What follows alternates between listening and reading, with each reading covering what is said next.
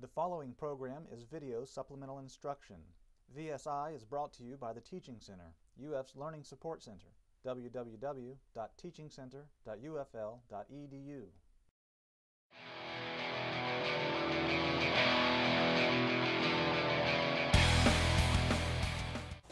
Number 12, we have a word problem that has to do with your interest formula because we have a deposit of $1,000 made.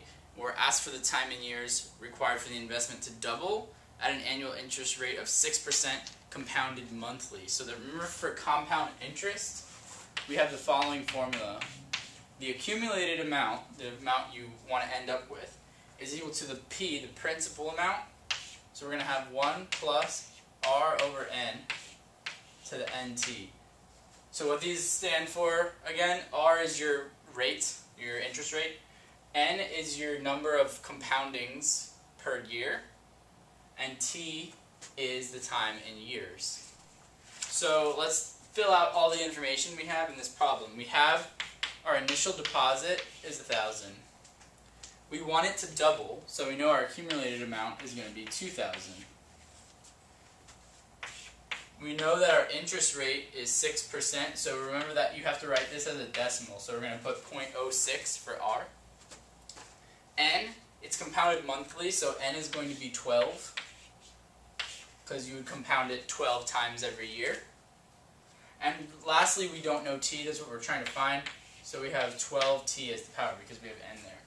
So you can see we actually have everything that we need here to solve this as written. So what we need to do is solve for T. So let's try to simplify this as much as possible. You can divide by 1,000 here to just get 2 equals. So 0.06 divided by 12, you can kind of think of that as 6 divided by 12, and you have 2 extra decimals. So it's going to be 1.005 to the 12t. This is really as simplified as we can get it before we have to do now the logarithm. So if you look at your answers, it's all written in ln, so let's do the ln of both sides. If we do the ln of both sides, we'll end up with ln2 on the left. And remember that if you take the ln of an exponential term, the power can go in front. So we're going to get 12t ln of 1.005. So 1.005 to the 12t power, the 12t comes in front of the ln because that's part of your logarithm rules. So last thing now to solve for t, we need to divide by ln 1.005 divided by 12.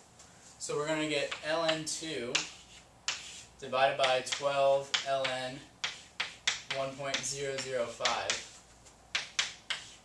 equals our t. And you can see that that's answer choice A. We have ln2, and on the bottom we have 12 and ln 1.005. So just remember that to solve for a variable that's in an exponent, you're going to have to do a log of both sides. Technically, it doesn't matter which log you pick, which base. In general, though, it's best to probably just stick with the ln's. But also knowing the compound interest formula in the first place, obviously key to solving a problem like this. The Teaching Center, UF's Learning Support Center, www.teachingcenter.ufl.edu.